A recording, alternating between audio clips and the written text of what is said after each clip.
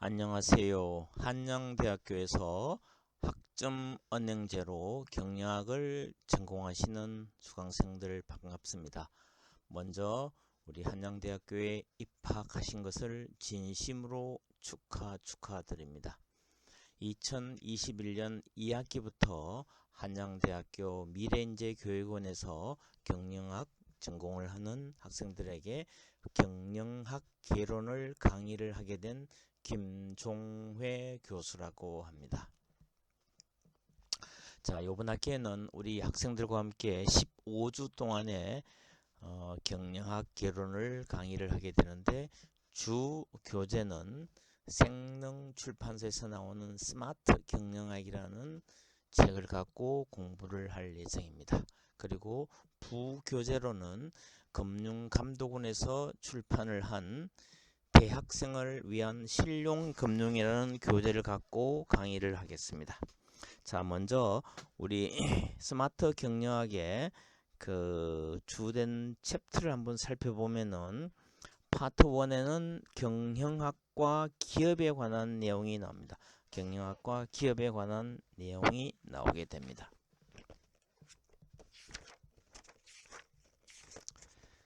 자, 여기에는 어떤 내용이 나오냐면은 경영학과 기업의 개념도 나오고, 그다음에 경영학의 발전사도 한번 살펴보고, 그리고 기업과 경영 전략이 무엇인지도 살펴보고, 그다음에 경영자와 리더십에 관한 이야기도 우리가 공부를 하게 됩니다. 그리고 이제는 글로벌 경쟁 시대이기 때문에 국제 경영은 어떻게 이루어지는가, 그런 내용도 한번 살펴보는 시간을 갖겠습니다. 그리고 조직 구성원 이해도 한번 살펴보겠습니다. 그리고 그 다음으로는 7장에 직원들에게 어떻게 동기부여를 할 것인가, 여기에는 수많은 이론들이 나오는데 이 이론들도 공부하면 아주 재미있고 유용한 시간이 되겠습니다. 그 다음에 업무 집단의 이해라는 챕터에 들어가서는 집단의 개념도 한번 살펴보고, 그 다음에 조직의 이해에 들어가서는 조직 구조와 조직 문화도 한번 살펴보는 시간을 갖겠습니다. 자, 그 다음 챕터 10장에서는 인적 자원 관리에 들어가서 우리 과거에는 우리 경영에서는 인적 자원 관리를 인사 관리라는 그런 타이틀로 얘기했는데, 요새는 인적 자원 관리라고 이렇게 설명하고 있습니다. 그 다음에 마케팅 관리도 알아보고, 그 다음에 생산과 서비스 관리도 알아보고, 마지막 챕터에서는 재무와 회계 관리도 알아보는 그런 시간을 갖도록 하겠습니다. 참 다양한 분야의 많은 내용들이 우리 경영학 개론에서는 공부할 내용이 되게 많습니다. 이 많은 내용을 어떻게 공부하느냐? 공부는 중요한 내용을 하나하나씩 챕터로 나누어서 사례 중심으로 아주 쉽게 설명을 하겠습니다. 그러니까 여러분들, 우리 수강생들은 너무 어렵다고 생각할 필요가 없습니다. 교수님이 강의하는 것을 하나하나씩 차근차근 따라오면서 시간 날 때마다 공부했는 걸 한번 복습도 해보고, 여러분들 교재를 다음 주에 공부할 교재 내용을 한번 책을 쭉 한번 넘기면서 어떤 제목이 있는가, 이런 것만 한번 살펴봐도 큰 어려움이 없습니다. 자, 그러면은 우리가 경영학은 뭐고, 그러면 경제학은 또 뭔가, 이렇게 한번 차이를 한번 살펴보면은 경제학과 경영학을 좀 이해하는 데 도움이 될 수 있습니다. 아주 쉽게 설명하면은 경제학이라는 것은 국가의 경제가 어떻게 돌아가고 있는가에 대해서 공부한 학문을 우리가 경제학이라고 그렇게 설명을 한다면은, 경영학이라는 개념은 뭐냐면 어떤 기업이 어떻게 그 기업을 잘 운용하고 조직하고 관리하는가, 그런 내용을 공부하는 것을 경영학이라고 우리가 설명을 할 수가 있게 됩니다. 그래서 쉽게 설명하면 경제학이라는 것은 국가 경제에 관한 학문을 우리가 경제학이라 한다면은, 경영학이라는 것은 기업에 관한 경영을 어떻게 잘할 수 있는가, 이런 데 포커스를 맞춰서 공부하는 학문이라고 보면 됩니다. 너무 어렵게 생각하지 말고 그 기업이 어떻게 하면은 소비자들로부터 그들이 만들어내는 재화와 서비스를 사랑을 받고 잘 팔릴 수 있는가? 그들이 만들어내는 재화와 서비스를 어떻게 하면 잘 팔 수 있을까? 그리고 잘 팔고 또 하나는 우리가 기업을 볼 때 그 기업이 좋은 기업이다, 뭐 괜찮은 기업이다는 개념은 어떻게 설명을 할 수 있느냐면은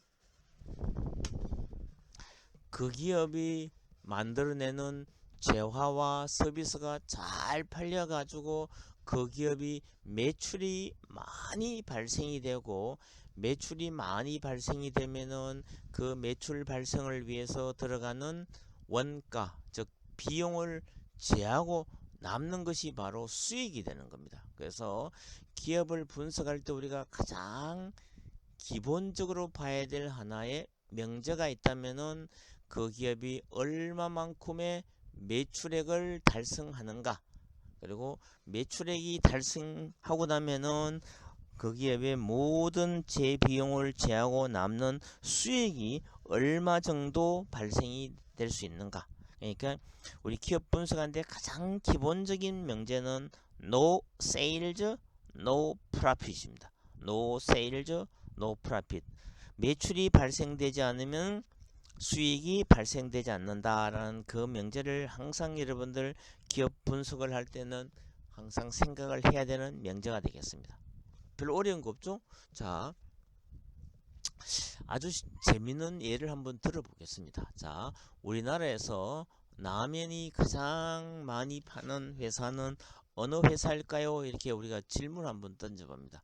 자, 우리가 1960년대 말에 우리나라에 제일 처음에 삼양식품에서 삼양 소고기 라면, 삼양라면을 우리 국민들에게 선을 보였습니다. 자, 그러면 지금 그 당시 삼양라면이 우리나라에게 제일 처음에 일본에서 라면 만드는 기술을 도입해서 우리나라 그 당시에 춥고 배고픈 시절에 국민들의 배고픔을 해결하기 위해서 삼양식품에서 삼양라면이라는 걸 도입을 하게 되었습니다. 자, 지금까지도 삼양라면이 가장 라면을 많이 파는 회사일까요? 지금은 아닙니다. 자, 몇 년 전만 해도 우리나라에서는 라면을 가장 많이 파는 회사가 농심이라는 회사였습니다. 농심. 농심이라는 거 뭐냐면 농부의 마음. 참 이 회사 이름도 되게 중요합니다. 그죠? 농심. 농부의 마음 이렇게 됐습니다. 근데 최근에 들어와서는 농심에서 만드는 신라면보다는 라면 판매 개수로 더 많이 파는 회사가 드디어 나타났습니다. 오뚜기에서 만드는 진라면이라는 회사의 제품이 농심에서 만드는 신라면보다 매출 개수로, 라면 매출 개수로는 진라면이 더 많이 팔리고 있는 그런 상황입니다.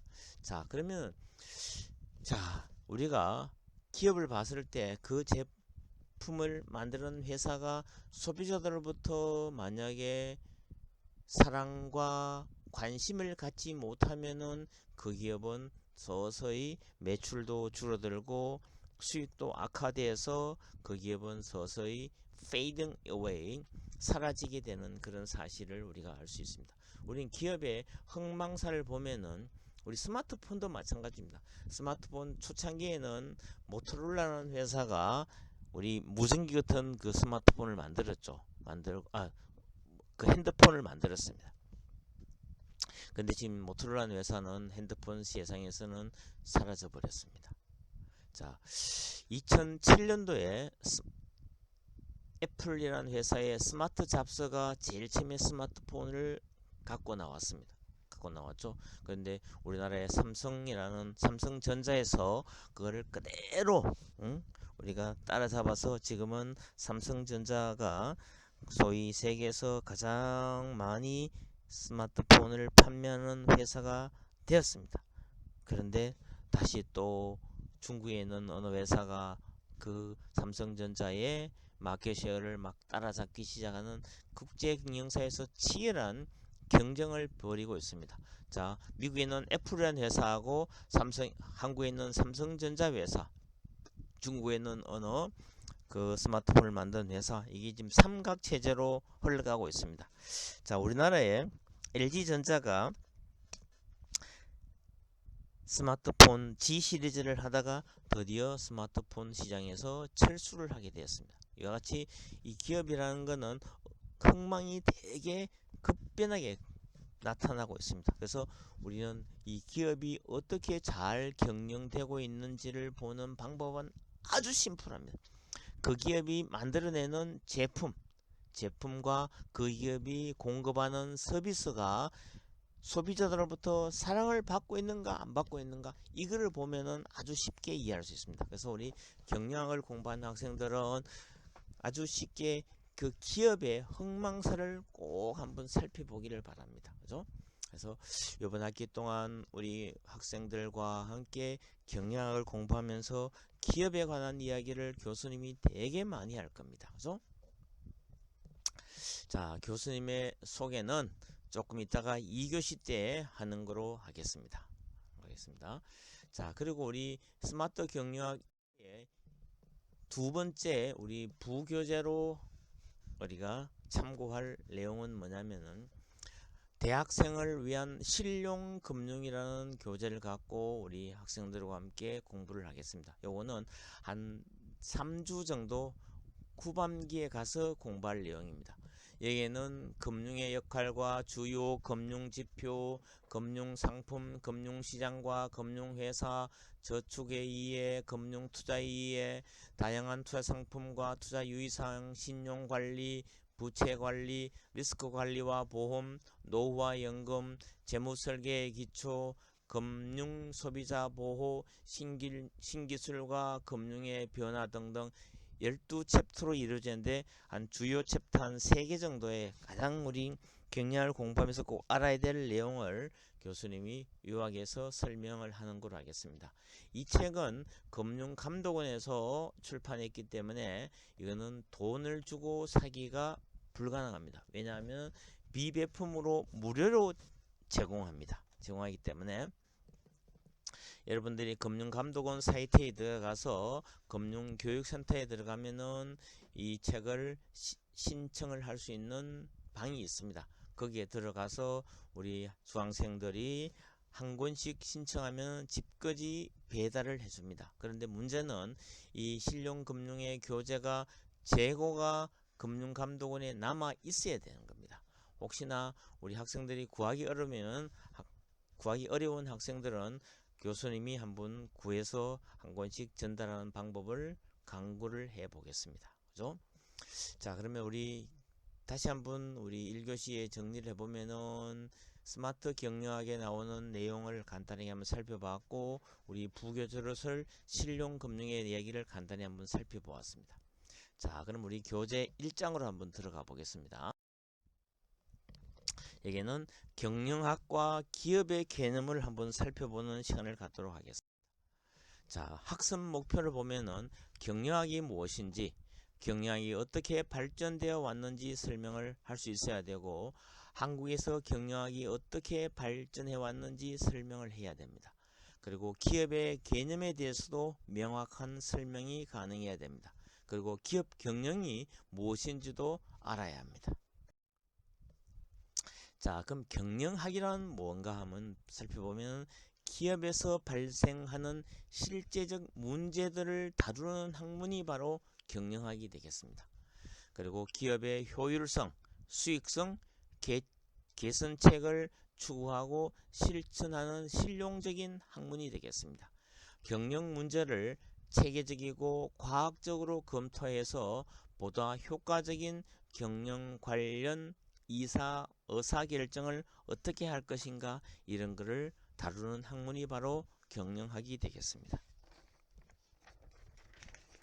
자, 그러면 다양한 분야에 한번 접목을 한번 시켜보겠습니다. 자, 우리 외식 경영이라고 나옵니다. 이 월간 잡지에 나오는 얘기입니다. 자, 이 외식 경영도 경영 중에 하나입니다. 우리 수강을 하는 수강생들도 참 일주일에 우리 직장을 다니면은 점심 식사는 거의 다 외식을 하게 되죠. 식당에서 밥을 사서 먹습니다. 그리고 심지어 저녁도 집에서 먹지 않고 외식 경영하는 경우가 많습니다. 이 외식 경영은 어떻게 하면 경영을 잘할 것인가, 이런 분야도 경영학의 한 분야가 되겠습니다. 경영학 분야는 아주 다양합니다. 그죠? 그 다음으로는 우리가 산업 경영 공학이라고 있습니다. Industrial Engineering, 산업 경영 공학이 있습니다. 이것도 하나의 우리의 경영학의 한 분야가 되겠습니다. 그리고 디자인은 하나의 비즈니스다, 뭐 등등 다양한 분야의 경영학이 있습니다. 자, 그러면 디자인 경영은 또 뭔가 한번 살펴보겠습니다.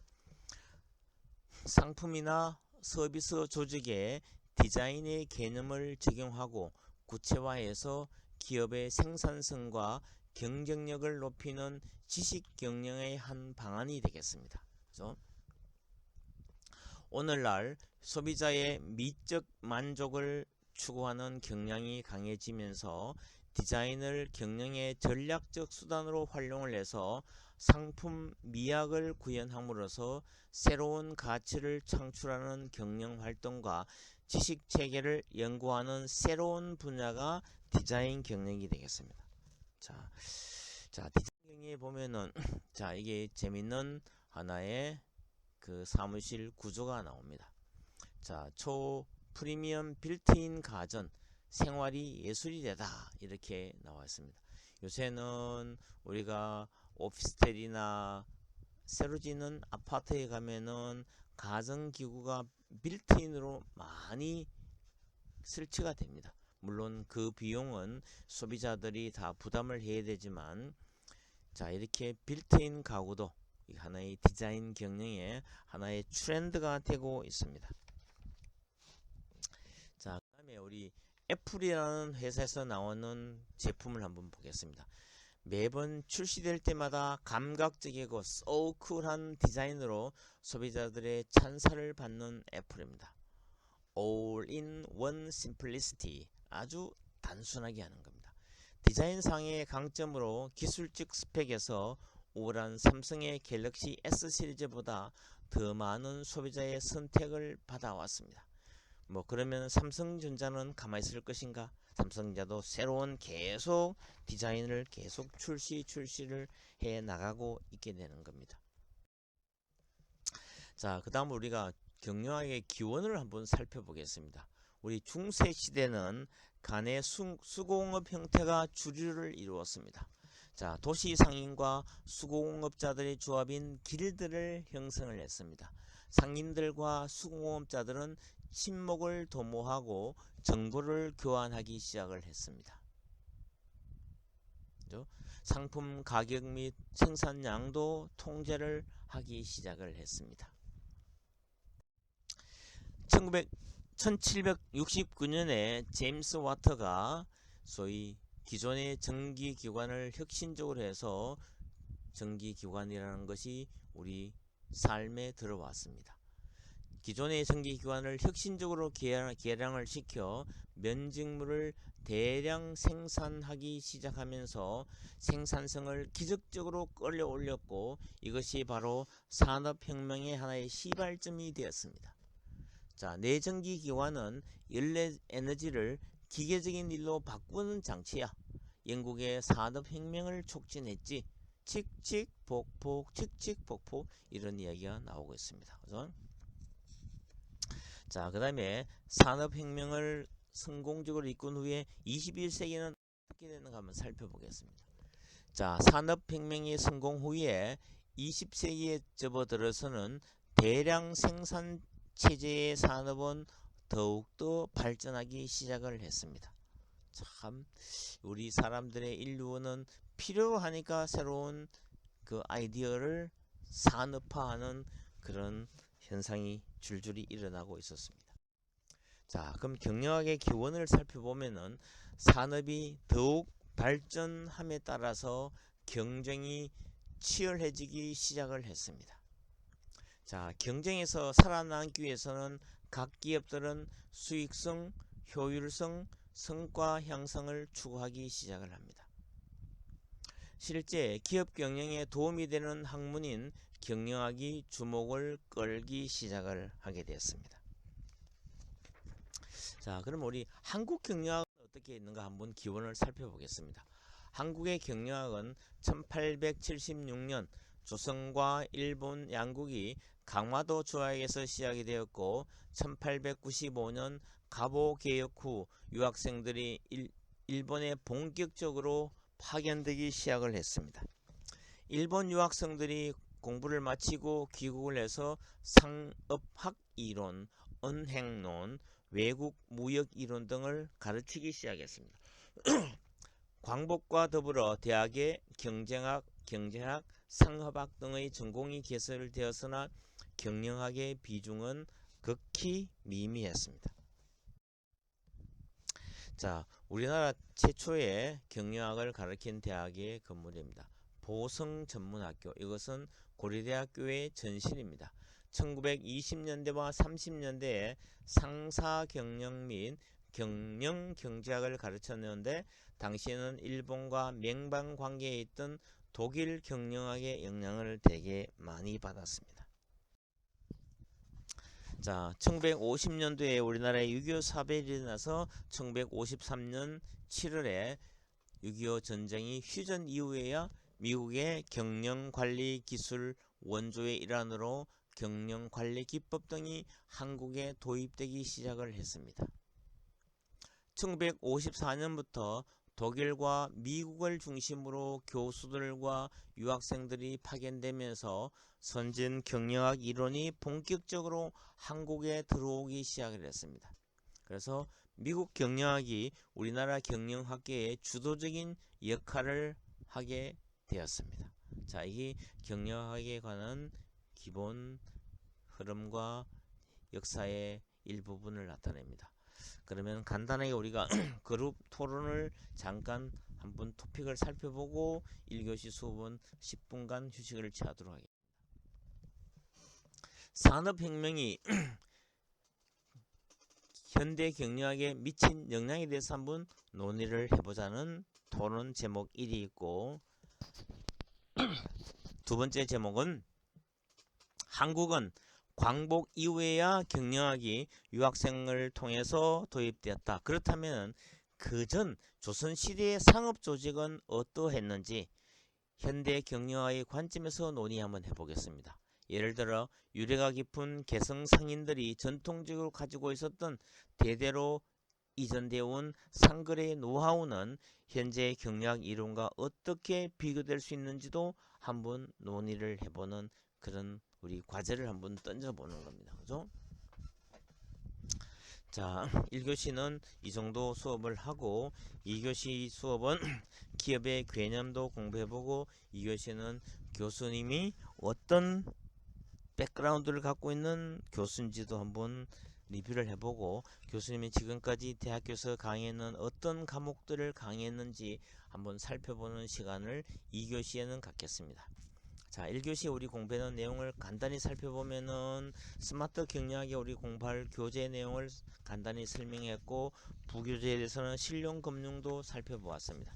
그 다음에 경영학과 기업의 개념을 살펴보았고 우리 다양한 분야에 접목되는 외식 경영, 그리고 산업 경영 공학, 디자인 경영, 그리고 경영학의 기원으로서 제임스 와트가 만들어내는 전기관 이야기도 해봤고 20세기에 들어와서 대량 생산체제 산업이 이렇게 발전이 됐다는 것도 한번 살펴보았고 경영학의 기원은 대단히 수익성, 효율성, 성과 등등 향상 등을 중요시한다.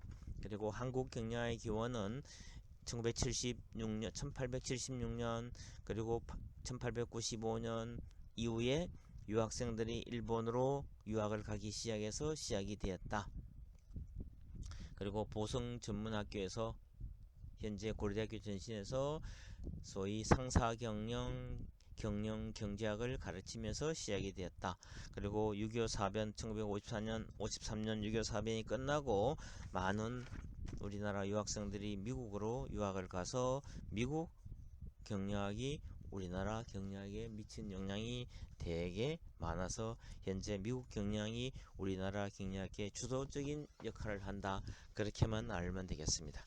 자, 1교시 수업은 여기서 마치고 10분간 휴식을 채워 난 후에 2교시에 기업의 개념과 여기에는 미시적 관점과 그리고 거시적 관점에서 기업을 어떻게 보는가를 살펴보는 시간을 갖겠습니다. 10 minutes break time.